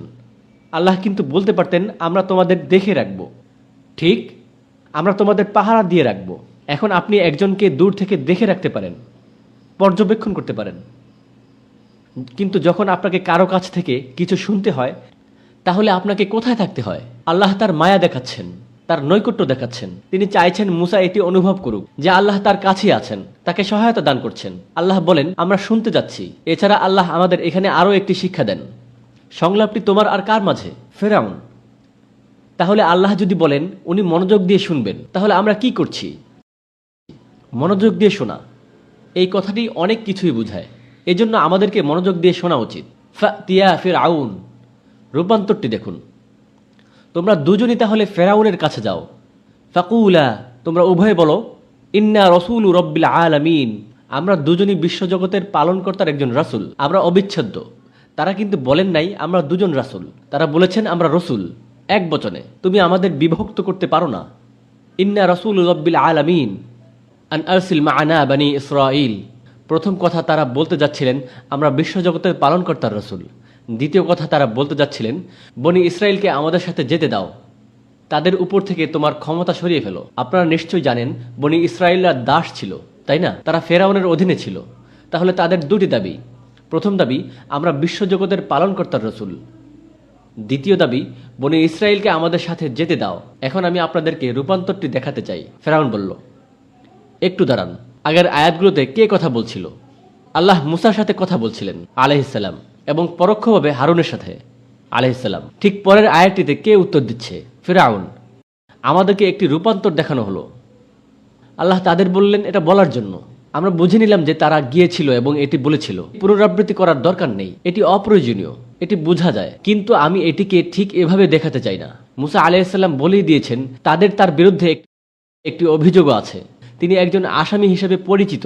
সেখানে কাউকে খুন করার অভিযোগ তার বিরুদ্ধে। তিনি একজন নিখোঁজ আসামি, তিনি পলাতক। তিনি সেই শহর থেকে পালিয়ে গিয়েছেন। তিনি তার ঘরেও উকি দিতে পারেন না, শহরের আশেপাশে আসতে পারেন না। ওনাকে কোথায় যেতে হবে? রাজপ্রাসাদে। সেখানে একটি বিশাল সংখ্যক পাহারাদার আছে। আপনি পুলিশ স্টেশনে গিয়ে নিহত হবার সর্বোচ্চ সম্ভাবনা আছে। এখন তাকে তাদের দিকে যেতে হচ্ছে। তিনি ফেরাউনের সুরক্ষিত প্রাসাদের ভিতর প্রবেশ করেন, ফেরাউনের সামনে দাঁড়ান। আল্লাহ তাকে এই পর্যন্ত সুরক্ষা করেন। পুলিশ তার দিকে ব্যঙ্গাত্মক দৃষ্টি দেয়, সবাই তার দিকে তাকিয়ে ঠাট্টার হাসি দেয়। তিনি দাঁড়িয়ে আছেন হারুনের পাশে। সে একজন ইসরায়েলি, যাদের দ্বিতীয় শ্রেণীর নাগরিক হিসেবে ধরা হয়। আর ফেরাউন হলো বাদশাহ, যে সিংহাসনের উপর বসে আছে, যার হাতে ক্ষমতা আছে। অবশ্যই যে এখন সর্বোচ্চ অবস্থানে আছে বলে মনে হচ্ছে। যদি আপনি দৃশ্যটির দিকে তাকান, কার ক্ষমতা বেশি? ফেরাউনের ক্ষমতা বেশি। এবং এখন আপনি তার কাছে গেলেন এবং বললেন আমরা বিশ্বজগতের মালিকের রসুল। কে দাবি করে যে সে মালিক? আমরা আসল মালিকের প্রতিনিধিত্ব করছি। আপনি তার প্রসাদের ভিতরে ঢুকলেন এবং তার গালে একটা থাপ্পড় মারলেন। ইন্না রসুল রব্বিল আলামিন। এবং এরপর যে মালিক, বিশেষ করে সে সেই দাস জাতির মালিক। এরপর আপনাকে দ্বিতীয় যে কথা বলতে হচ্ছে, যাই হোক, তোমার দাস জাতির উপর তোমার মালিকানা শেষ, তাদেরকে আমাদের সাথে যেতে দাও। মুসা আলাইহিসসালামের কোনো অবস্থান নেই, মুসা আলাইহিসসালামের কোনো অবস্থান নেই এইসব বলার। কিন্তু তবুও তিনি বলেন। ফেরাউন চতুর রাজনীতিবিদ। চিন্তা করেন, সে তার সিংহাসনে উদ্ধতভাবে বসা, তার চারপাশ ঘিরে মন্ত্রীগণ বসে নির্বোধের মতন হাসছে যখন মুসা আলাইহিসসালাম কথা বলছেন। সে কি সম্বন্ধে কথা বলছে? সে বলছে, ফেরাউন বলছে, সমস্ত পৃথিবী তিনি রাজত্ব করছিলেন তখন। তিনি বলছেন, আলাম নুরাব্বিকা ফীমা ওয়ালিদা, তোমাকে কি আমরা আমাদের ছেলে হিসেবে বড় করিনি? আমি কি তোমাকে আমাদের ছেলে হিসেবে জীবন যাপন করতে দেইনি? এটা কি একটা দয়া ছিল না? সে তাকে কি বলছে, তোমার তো আমার পায়ে পড়ে ভিক্ষা করা উচিত, আমাকে ধন্যবাদ দেওয়া উচিত যে আমি তোমাকে এখনো হত্যা করিনি। আর তুমি এখানে এসে আমার সাথে এভাবে কথা বলছো? তুমি কি ভুলে গেছো একটা শিশু হিসেবে আমি তোমাকে আমাদের বাসায় লালন পালন করেছি? তুমি অকৃতজ্ঞ। দেখে, সে মুসা আলাইহিসসালাম এর চরিত্রকে অপমান করছে। মুসা আলাইহিসসালাম যা বলল, সে কি তার কোনো উত্তর দিয়েছে? না, সে চতুর। সে মুসা আলাইহিসসালামের মানসিক দৃঢ়তার পরীক্ষা নিচ্ছে। সে তার হাঁটু ভেঙে দিতে যাচ্ছে।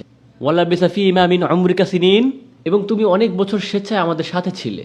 এমন না যে আমরা তোমাকে ধরে রেখেছিলাম, তুমি স্বেচ্ছায় ছিলে। তুমি আমাদের সাথে অনেক বছর ছিলে। ছোটবেলা থেকে তোমায় আমি লালন পালন করেছি। তুমি কে এভাবে কথা বলার? ওয়াফা আলতা ফাআলাতাক আল্লাতী ফাআলত। তুমি যা করার তা করেছো। দেখেন কিভাবে সে কথাগুলো বলল। তোমার যা করার তুমি তা করেছো। কি করেছেন তিনি? সে কিন্তু বলেনি তুমি কাউকে হত্যা করেছো। সে তাকে বিচলিত করতে চাচ্ছে, তাকে নার্ভাস করতে চাচ্ছে। তুমি কি চাচ্ছ আমি সবাইকে বলি তুমি কি করেছো? তুমি সেটা জানো। আপনারা দেখেন সে মুসা আলাইহিস সালামকে ভয় দেখাচ্ছে ওয়াফাআলতা ফাআলাতাক আল্লাতী ফাআলত ওয়া আনতা মিনাল কাফিরিন, তুমি কি তাদের মধ্যে যারা আমাকে অস্বীকার করে? তুমি কি তাদের মধ্যে যারা আমার দয়াকে অস্বীকার করে? তুমি কি তাদের মধ্যে যারা অস্বীকার করে যে তুমি হত্যা করেছো? কাফের অস্বীকার করবেই। তাহলে এখন ফেরাউন চেষ্টা করছে আরো বেশি ভয় দেখিয়ে মুসা আলাইহিস সালামকে আরো নিচু দেখাতে। উত্তরে মুসা আলাইহিস সালাম বললেন, ক্বালা ফাআলতুহু, এরপর আমি সেটা করলাম। যাই হোক, ফেরাউন কিন্তু বলেছে আমি তোমাকে ছেলের মতো করে বড় করেছি, তুমি আমাদের সাথেই থেকেছিলে, অতঃপর তুমি হত্যা করেছিলে। মোট 3টি জিনিস। 3টির মধ্যে কোনটা মুসা আলাইহিস সালামের বিরুদ্ধে আনা বড় অভিযোগ? তৃতীয়টি। তাই তিনি প্রথমেই বললেন তৃতীয়টির ব্যাপারে, কারণ তিনি ছিলেন একজন বুদ্ধিমান মানুষ। সবচেয়ে বড় বাধাটাই তাকে প্রথমে পার করতে হবে। হ্যাঁ, আমি করেছি আমি সেই কাজ। আমি ছিলাম বিপথগামীদের একজন। আমি ছিলাম দ্বিধাগ্রস্ত। আমি নিজের সাথে প্রতারণা করেছিলাম, আর আমি স্বীকার করছি যে আমি তা করেছিলাম। তিনি স্বীকার করার মধ্য দিয়ে আলোচনার পথ প্রশস্ত করলেন। এরপর তিনি বললেন, ফারারতু মিনকুম, আমি তোমার থেকে দূরে পালিয়ে গিয়েছিলাম। লাম্মা খিফতুহুম, কেননা সে সময় আমি তোমার ভয়ে ভীত থাকতাম। মুসা আলাইহিস সালাম কি বলছেন ফেরাউনকে? কিন্তু এখন তিনি আর আগের মতো নেই। আমি আর আত্মাকে ভয় পাই না। আমি পালিয়ে গিয়েছিলাম কারণ তখন আমি তোমার ভয়ে ভীত ছিলাম, কিন্তু এখন আমি ফিরে এসেছি। লাম্মা খিফতুহুম ফাওয়াহাবা লি রব্বি হুকমান, আর আমার প্রকৃত সত্তা আমাকে অনুগ্রহ করেছেন তার পক্ষ থেকে জ্ঞান ও দৃঢ়তা প্রদানের মাধ্যমে। ওয়াজআলানি মিনাল মুরসালিন, আর তিনি আমাকে পাঠিয়েছেন আমার পূর্ববর্তী সাবধানকারীদের মতো করেই।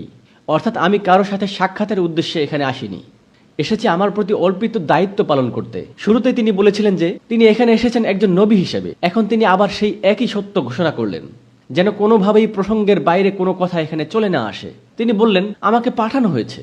তিনি আবার শুরুর কথাতেই ফিরে গেলেন। ফেরাউন কিন্তু কথার প্রসঙ্গ পাল্টাতে চাইছিল। সে তার চতুর রাজনৈতিক বৈশিষ্ট্যের কারণে মুসা আলাইহিস সালামের প্রশ্নের উত্তর না দিয়ে উল্টো কথার প্রসঙ্গ পাল্টিয়ে দিতে চাচ্ছিল অন্য কোনো বিষয় এনে পুরো আলোচনা নষ্ট করে দিতে। বোঝা যাচ্ছে তো? তবে মুসা আলাইহিস সালাম কিন্তু অবিচল রইলেন, প্রসঙ্গ থেকে সরলেন না। আবার বললেন, আমি পূর্ববর্তীদের মতোই একজন। আর হ্যাঁ, আমার প্রতি তোমার যেই অনুগ্রহের কথা তুমি বলো, কি অনুগ্রহ? তুমি আমাকে বড় করেছো। আমি স্বীকার করছি যে তুমি আমার পিতা, এই অনুগ্রহ করেছিলে। তিনি কিন্তু ঠিক সাথে সাথেই একটা প্রশ্ন করে বসেন, হ্যাঁ, তুমি আমাকে লালন পালন করে বড় করেছো, আর তাই সমগ্র বনি ইসরায়েলকে আজ তুমি তোমার দাসে পরিণত করেছো। এটাই কি বলতে চাইছো তুমি? তিনি ফেরাউনের কথার যৌক্তিকতার দিকে প্রশ্ন ছুড়ে দিচ্ছেন। মনে আছে মুসা আলাইহিস সালামের দ্বিতীয় দাবিটা কি ছিল? সেটা বনি ইসরায়েলকে অবমুক্ত করো। তিনি বরং বললেন, তুমি বলছিলে যে তুমি আমাকে প্রতিপালন করে বড় করেছো, তার জন্য আমি কৃতজ্ঞ তোমার প্রতি। হ্যাঁ, তুমি সেই অনুগ্রহ করেছিলে। তাই বলে বনি ইসরায়েলকে কেন তোমার দাসত্বের কাছে মাথা নত করতে হবে? কি বলছো তুমি এসব? লক্ষ্য করুন, মুসা আলাইহিস সালাম কিন্তু প্রসঙ্গ থেকে সরেননি। এমনকি ফেরাউনের চিন্তাগুলো যে যৌক্তিকতার সম্পূর্ণ বাইরে, সেটাও তিনি পরিষ্কারভাবে সবাই উপস্থিত সকলের সামনে তুলে ধরেছে। ব্যাপারটা কিন্তু ফেরাউনের মতো প্রতাপশালী একজন শাসকের বুদ্ধিমত্তার যথেষ্ট অবমাননাকর। এই সভাসদেরা কারা? ফেরাউনের মন্ত্রিসভার বড় বড় মন্ত্রীরা, প্রসাদের রাজসভায় এরাই তো উপস্থিত, তাই না? সমাজের সবচেয়ে উঁচু শ্রেণীর লোকজনেরা, আর এদের সামনেই এখন দেখুন ক্বালা ফেরাউন সম্পূর্ণ অপ্রস্তুত হয়ে পড়েছে। বিষয়টি এবার আর এড়িয়ে যাওয়ার কোনো সুযোগ নেই তার সামনে। ঠিক এই সময় সে কি করল? ওমা রব্বুল আলামিন, কিসের সারা বিশ্বের রবের কথা তুমি বলছো? সে কিন্তু এটা পর্যন্ত বলেনি ওমান রব্বুল আলামিন, কে সারা বিশ্বের রব। সে কিন্তু কে বলেনি, বলেছে কি। আপনি যখন বলছেন কি, আপনি কিন্তু আসলে বোঝাচ্ছেন যে এমন কিছুই নেই। আপনি যখন বলবেন কে, তখন আপনি জানতে চাইছেন যে সে কে। কিন্তু আপনি যখন কি বলছেন, আপনি সাথে সাথেই দিতে চাইছেন যে এটা তোমার ভ্রম, কারণ এমন কিছুই নেই। কি বলো তুমি এসব? কিসের সারা বিশ্বের রব? আর ফেরাউন মনে করলো যে মুসা আলাইহিস সালামকে অপমান করলে তার কি আর বলার অবশিষ্ট থাকবে। মুসা আলাইহিস সালাম সাথে সাথে কাজে লাগালেন সুযোগটা। এমন একটা বিষয় টেনে বসলেন যা দিয়ে তাকে সবচেয়ে বেশি আহত করা যায়। ক্বালা, মুসা আলাইহিস সালাম বললেন, রব্বিস সামাওয়াতি ওয়াল আরদ, আসমান ও জমিনের রব। আর হ্যাঁ, ফারাওরা কিন্তু সূর্যের উপাসনা করত। আর সূর্যের অবস্থান কোথায়? আকাশে। ফেরাউন নিজেকে ঈশ্বর দাবি করত, সাথে সূর্যকেও দাবি করত ঈশ্বর হিসেবে। এমনটাই বিশ্বাস করত তারা। এখন মুসা আলাইহিস সালাম বলছেন, আর হ্যাঁ, তিনি শুধু তোমারই রব নন, তিনি রব উপরের আসমান রাজির। আর তুমি রাজত্ব করছো যেই পৃথিবীতে, তিনি সেটারও রব। রব্বিস সামাওয়াতি ওয়াল আরদ ওমা বাইনাহুমা, আর যা আছে এ দুইয়ের মাঝে সেই সবের রবও তিনি।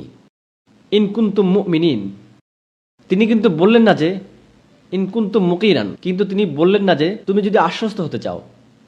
কি বললেন মুসা আলাইহিস সালাম? তিনি বললেন তুমি তো ইতিমধ্যেই পরাজিত হয়ে গেছো, আমি এখন কথা বলবো তোমার বাকি সভাসদের সাথে।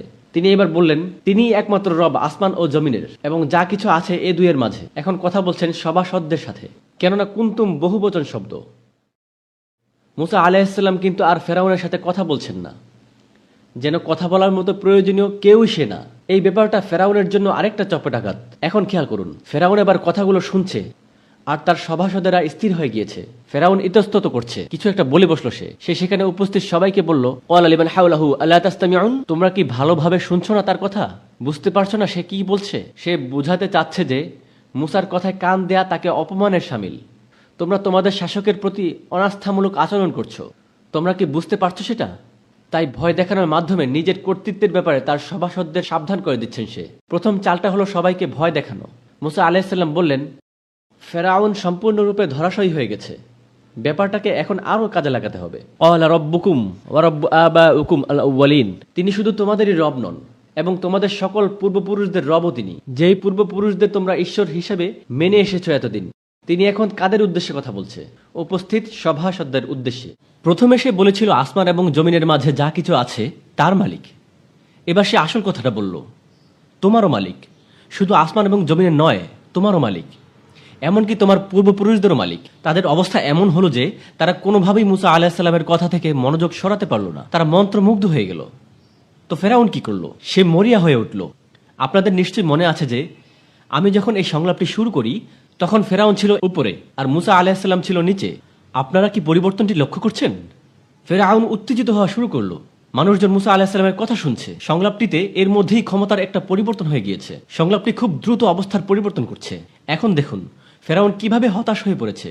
সে বলল, ক্বালা ইন্নী রাসূলুকুম আল্লাযী উরসিলা ইলাইকুম লামাজনুন, সে বলল তোমাদের রাসূল। খেয়াল করুন, সে কিন্তু বলেনি এই রাসূল, বলল তোমাদের রাসূল। তার মানে লোকজন মুসা আলাইহিস সালামের কথা এতই মনোযোগ দিয়ে শুনছিল যে ফেরাউন বলতে বাধ্য হলো তোমাদের রাসূল। সে বলেনি এই লোক, বলেছে রাসূলুকুম, কারণ তোমরা তার কথা এমনভাবে শুনছো যেন সেই তোমাদের রাসূল। যাই হোক, এই রাসূল যাকে তোমাদের কাছে পাঠানো হয়েছে তাকে কি সাধারণ লোকের কাছে আগে পাঠানো হয়েছিল নাকি ফেরাউনের কাছে আগে পাঠানো হয়েছিল? কিন্তু ফেরাউন তা মেনে নিতে চাইল না, তাই সে ঘুরিয়ে বলল তাকে তোমাদের কাছে পাঠানো হয়েছে লামাজনুন, সে পাগল, উন্মাদ। লক্ষ্য করুন, মুসা আলাইহিস সালামের চরিত্রের উপর প্রথম আক্রমণটি ছিল আনুগত্য, আমরা তোমাকে যত্ন করে বড় করেছি। দ্বিতীয় আক্রমণটি ছিল তার অপরাধ, তার অতীত। তৃতীয় আক্রমণটি হলো তার মানসিক সুস্থতা, সে পাগল, লামাজনুন। এবার লক্ষ্য করুন, ক্বালা রব্বুল মাশরিকি ওয়াল মাগরিবি ওয়া মা বাইনাহুমা ইন্নী কুনতুম তাকিলুন। মুসা আলাইহিস সালাম কিন্তু থামলেন না, তিনি কিন্তু বললেন না না না আমি পাগল না। উনি মনে মনে ঠিক করলেন ফেরাউন নিজেই নিজের কথার ফাঁদে আটকা পড়বে। মুসা আলাইহিস সালাম বললেন, পূর্ব এবং পশ্চিমের আর এর মাঝে যা কিছু আছে তার মালিক। যদি আপনারা সত্যি সত্যি আন্তরিকভাবে চিন্তা করেন আর নিজেদের বুদ্ধি খাটান তাহলে আমি যা বলছি তা আপনাদের কাজে আসবে। এখন ফেরাউন খুবই হতাশ, কারণ লোকজন ফেরাউনকে বাদ দিয়ে কার কথা শুনছে? মুসার। অথচ এরাই তার কাছের লোক, তার মন্ত্রিসভা, এরাই তার কাছের লোক। তাই সে খুবই বিপর্যস্ত। ক্বালা ইনিত্তাখাযতা ইলাহান গায়রি, তোমার এত সাহস যে তুমি আমাকে বাদ দিয়ে আরেকজনের উপাসনা করবে? লাআজআলান্নাকা মিনাল মাসজুলিন, কোনো সন্দেহ নাই আমি তোমাকে বন্দীদের মধ্যে পাঠাবো। এর মানে হলো এর আগেও মানুষ ফেরাউনের বিরুদ্ধে কথা বলেছে এবং বিশ্বাসঘাতকতার দায়ে বন্দী হয়েছে, আর আমি তোমাকেও ওইখানে পাঠাবো। আমরা কখন আরেকজনকে হুমকি দেই? যখন আমরা যুক্তিতর্কে তার সাথে পারি না, তখন আমরা বেশি শক্তি দিয়ে জেতার চেষ্টা করি। ফেরাউন মুসা আলাইহিস সালামকে হুমকি দেওয়ার অর্থ এই যে সে মনে মনে পরাজয় মেনে নিয়েছে। এতে প্রমাণ করে যে সে হেরে গিয়েছে। যদি সে হেরে গিয়ে না থাকতো তাহলে তার আরও যুক্তি থাকতো, কিন্তু ব্যাপারটা এখন আর যুক্তিতর্কে থাকলো না, শুধু হুমকি হয়ে গেল, কারণ তার কাছে আর কোনো জবাব ছিল না। সে এর মধ্যেই ফাঁদে আটকা পড়েছে। তো মুসা আলাইহিস সালাম বলল, আওলাউ জিতুকা বিশাইইম মুবিন, ঠিক আছে তুমি চাইলে আমাকে বন্দী করো, তুমি আমার কাছ থেকে প্রমাণ চাও, ঠিক আছে, হুমকির বদলে আমি তোমাকে প্রমাণ দিচ্ছি। তুমি রবের কাছ থেকে প্রমাণ চাও, ঠিক আছে, আমি তোমাকে কিছু একটা দেখাতে চাই, আমি তোমাকে পরিষ্কার প্রমাণ দেখাচ্ছি। সবাই নড়ে চড়ে বসলো। সে কি করতে যাচ্ছে? মুসা আলাইহিসসালাম ফেরাউনকে চ্যালেঞ্জ করলো, সে কি এখন পিছিয়ে যাবে? তাহলে আসলে কে জিতবে? মুসা আলাইহিসসালাম। আর লোকজনও এই নিয়ে পরে কথা বলবে। ফেরাউন বিপাকে পড়ে গেল। আমি কোনো মতেই তা হতে দিতে পারি না। সে ভাবলো আমাকে এর মুখোমুখি হতেই হবে, আর কোনো পথ নেই। সে ভালো মতোই আটকা পড়েছে। তাই সে বলল, কয়লা ফাতি বিহা, তুমি যদি সত্যি বলছো তাহলে দেখাও প্রমাণ। তার অবস্থা এমন নড়বড়ে। আর মুসা আলাহিসাল্লাম কি বের করলো? তার লাঠি। সে এটাকে একটা সাপে পরিণত করলো। সে তার হাত উঁচু করলো আর তা আলোকোজ্জ্বল হয়ে গেল। ফেরাউন যখন এগুলো দেখছে, সে মনে মনে ভাবছে, আমি কি করব? কি করলে লোকজন এইসবকে পাত্তা দেবে না? তার কথাই তো যথেষ্ট আশ্চর্যজনক ছিল। আর এখন এইসব কিভাবে তাকে থামানো যায়? সে কি বলল? কয়লা লিমান হাউলাহু। সে তার আশেপাশের লোকজনকে বলল, কারণ কি? কারণ হলো সে খেয়াল করেছে যে তার মন্ত্রিসভা মুসা আলাহিসাল্লামের কথা শুনছে। তারা প্রভাবিত হয়েছে। আর প্রভাবিত হলে তারা বিদ্রোহ করতে পারে। আপনারা জানেন যে যখন সেনাপতিরা প্রভাবিত হয়ে যায়, তখন দেশে কোনো একটা পরিবর্তন আসতে পারে। তাই যে কোনো মূল্যেই হোক সেনাপতিদেরকে দলে রাখতে হবে। তাই সে বলল, ইন্না লাসিহরুন আলিম, এ খুবই পাকা জাদুকর। একই সাথে কিভাবে পাগল আবার জাদুকর হতে পারে? আপনার হয় পিএইচডি থাকবে, অথবা আপনি পাগলা গারদে থাকবেন। দুইটা একসাথে হতে পারে না। একই সংলাপে সে বলে শুরু করলো সে পাগল। ওইটা কাজ করেনি। তাই নতুন কিছু একটা খুঁজে বের করলো। সেটা কি? সে একজন জাদুকর। সুবহানাল্লাহ। সে নিজেই নিজেকে ভুল প্রমাণ করলো। তার আশেপাশের লোকজনের বুদ্ধি ভালোই ছিল। তারা খুব ভালো করে বুঝলো যে ফেরাউন বারবার কথা ঘুরাচ্ছে, কারণ সে ঘায়েল করার মতো কিছুই খুঁজে পাচ্ছে না। সে হেরে গিয়েছে। সে কোনোভাবেই হার মানতে চাইছে না, তাই কথা ঘোরাচ্ছে। ইউরিদু আন ইউখরিজুকুম মিন আরদিকুম লিসিহরিন। সে তোমাদের জাদু দিয়ে দেশ থেকে বের করে নিয়ে যেতে চায়। সে জাতির জন্য হুমকি।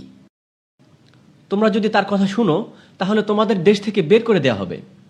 সে মাত্র কোন বাক্য ব্যবহার করলো? সে সবাইকে থ্রেট করলো।